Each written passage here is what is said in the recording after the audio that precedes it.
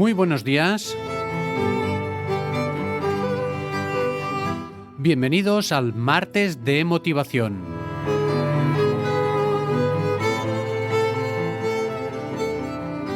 Un programa los martes en que voy a intentar darte las claves para salir adelante en tu vida, en tus proyectos, sobre todo en los aspectos motivacionales que son los que nos van a guiar a lo largo de nuestra vida.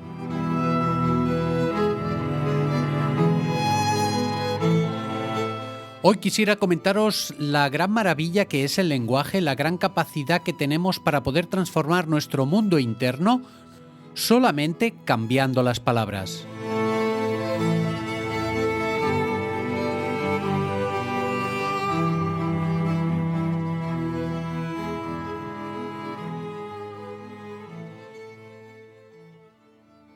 Déjate acompañar por el podcast de Joan Contreras.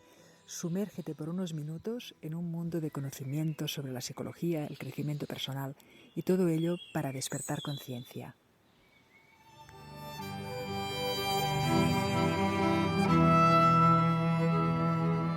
Muchas gracias, Laia. Muchas gracias por tu presentación y como cada mañana te animo a que grabes la tuya, la envíes al programa y formes parte de este podcast.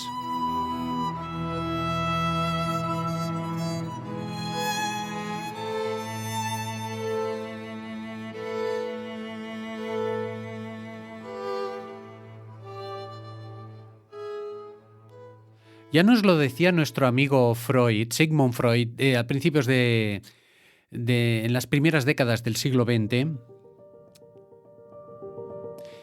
¿Y esto cómo funciona? Pues muy sencillo. Quizás está olvidado en las estanterías llenas de polvo de las bibliotecas, lo cual no quita que sus conocimientos, su capacidad para entender el mundo desde una neurología, porque no olvidemos que era neurólogo, que quería explicar las cosas, ¿verdad?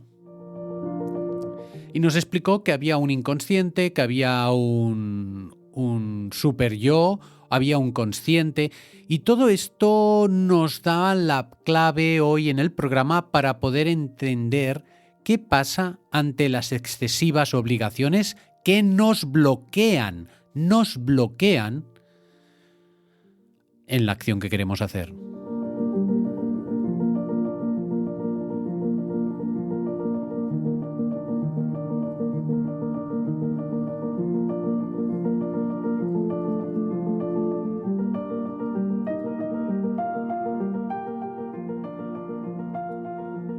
Fijaros que hay una expresión es tengo que, ¿no? Tengo que hacer unas cartas, tengo que hacer un informe, tengo que arreglar la cocina, tengo que sacar al perro.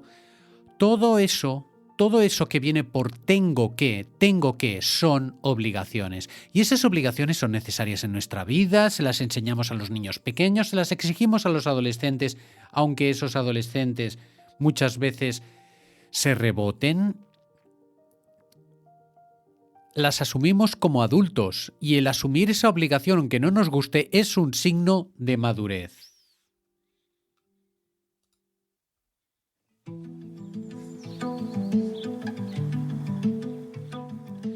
¿Qué pasa? Que esa obligación, ese super yo del que hablaba Sigmund Freud, simboliza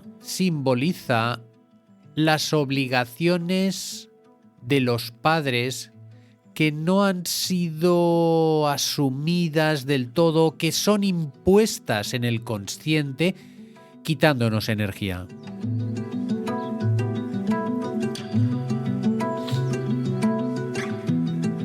Os voy a poner un ejemplo, el ejemplo de Pedro. Pedro se esfuerza en hacer las tareas bien, tiene su trabajo en una oficina, es una persona empática, es una persona que está dando lo mejor de sí en cada momento y no se encuentra muy valorado en el trabajo y por esa razón hay una sensación un poquito de impotencia. Es decir, Pedro se está esforzando en el trabajo, hace lo que le toca, necesita mejorar, da buenas ideas, organiza las cosas de una forma diferente, de forma que todo es más ágil en la oficina, pero no se siente valorado. Es, sí, menos mal que tenemos aquí a Pedro y tal y que cual. Pero Pedro en el fondo cree que puede dar mucho más o que podría avanzar más, pero hay algo que la inercia de la rutina de la oficina no le deja avanzar.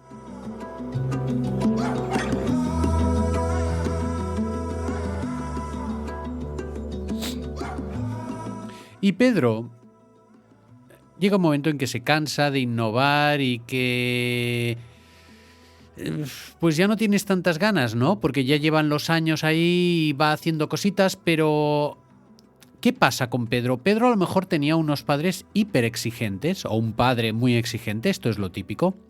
Y este padre exigente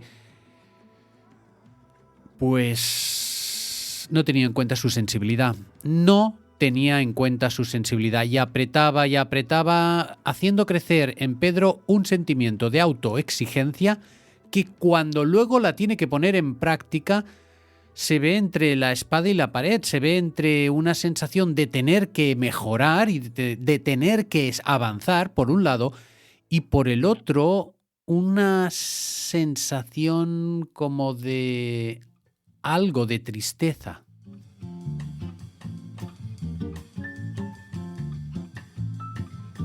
¿Por qué tristeza? Porque es como si hubiera en él un niño pequeñito que no acabase de estar satisfecho con esa exigencia que pone.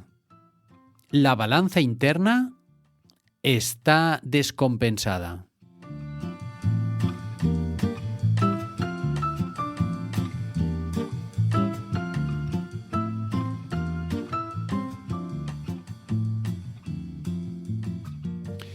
Y esto lleva a Pedro a una situación un poquito de shock, porque por un lado quiere mejorar, quiere sacarlo adelante todo de la mejor manera posible, con su creatividad, su forma de hacer, y por otro se encuentra como con baja autoestima.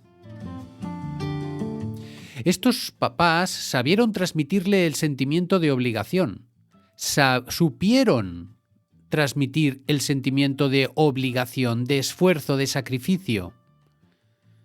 Se olvidaron de la autoestima, se olvidaron de reforzarle, se olvidaron de mostrarle abiertamente que vale mucho, que es muy válido el esfuerzo, que es muy valorable lo que está haciendo.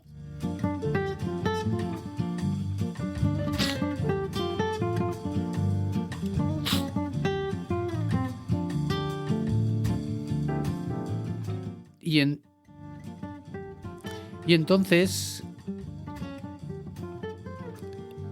¿qué pasa? Que Pedro se va acostumbrando a sacrificarse sin tener la recompensa que le llena la satisfacción interna. Y esto es un lío tremendo.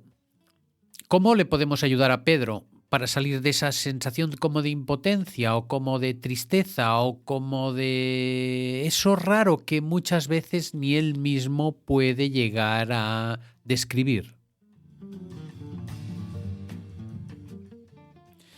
Pues ahí tenemos bastantes trucos, bastantes fórmulas. Una de las primeras que os quería comentar es la palabra tener que.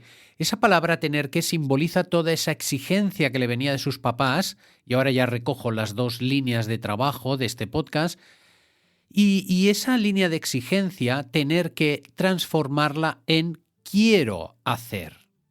Y ahí cuando pongo quiero hacer, pongo la voluntad por delante. La voluntad viene directamente de esta situación del consciente, de el querer hacer las cosas por el hecho de querer hacerlas. Por el hecho de querer hacerlas. No tanto por los resultados que voy a obtener, que ya están bien los resultados, pero ese punto de satisfacción en lo que hago. Luego tendrá mayor o menor éxito, mayor o menor resonancia, mayor o menor gratificación o felicitación por parte de los demás, pero yo hago lo que quiero hacer, no lo que creo que tengo que hacer. La diferencia es sutil y el poner como prioridad por delante uno u otro nos está cambiando completamente la ejecución de dicha tarea. Imaginaros, por ejemplo, tengo que pintar la habitación. Tengo que pintar. Y esto produce una carga. En cambio, si dices, quiero pintar la habitación, entonces ya incluso aparece la creatividad, aparece el diseño de la habitación con unas líneas y con 2 o 3 colores en vez de uno, y voy fluyendo en esa acción. Hay personas que por nuestra personalidad, y en esas yo me incluyo, el tener que pone una especie de cúpula por encima de nosotros que anula, que deja en segundo plano ese quiero hacer. Tengo que hacer o quiero hacer. ¿Cómo cambia el planteamiento? A lo mejor las dos coinciden. A lo mejor no coinciden.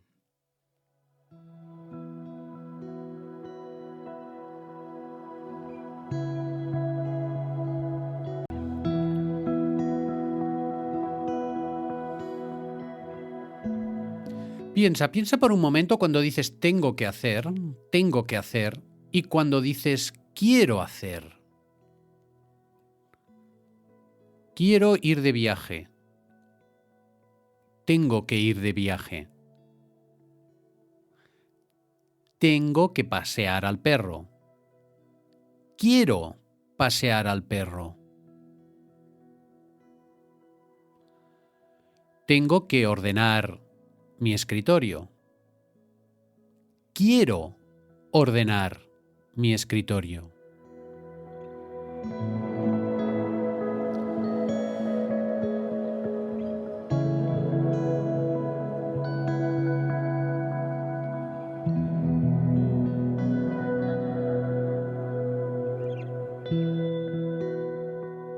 Cambia, ¿verdad?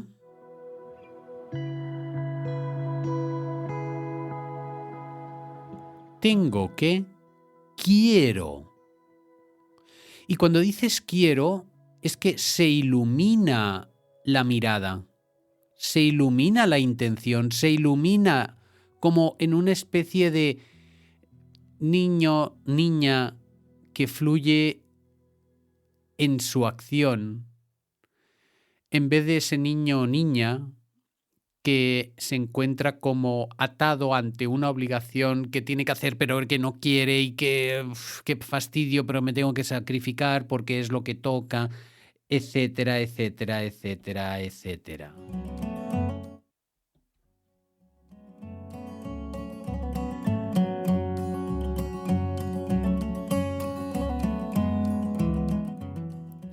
La pregunta del día sería, ¿tú haces más tengo que o quiero?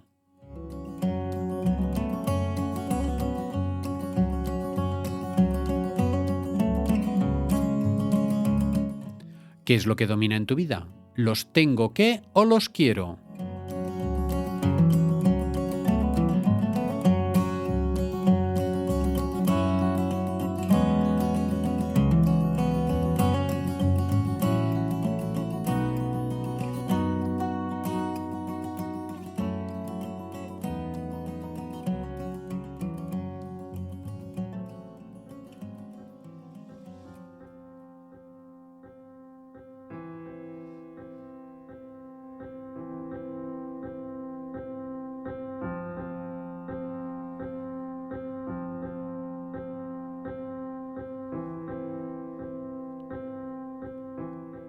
Y a lo mejor es un tema de lenguaje, simplemente ir cambiando estas frases, y cuando cambias la frase, cuando cambias el verbo, es que cambia cómo vives esa acción. La psique se transforma, aunque sea un poquito.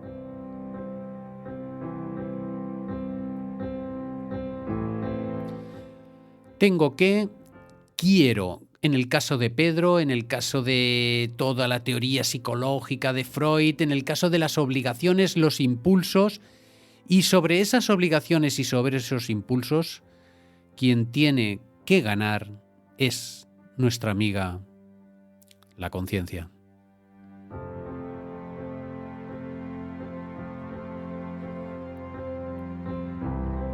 Y para que esa conciencia cale bien y para que esa conciencia esté viva, vamos a dejarla respirar con las respiraciones que hacemos siempre al final del programa.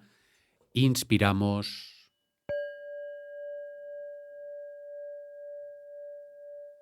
retenemos, expulsamos.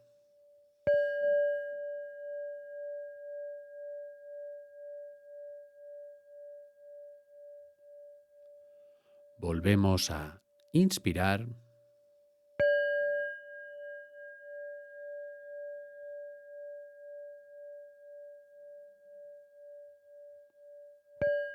Expulsamos.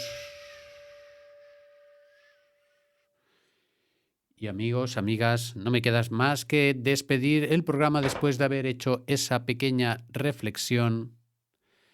Espero que podáis ir aplicándola a medida que corre vuestra vida a lo largo del día. Hasta mañana.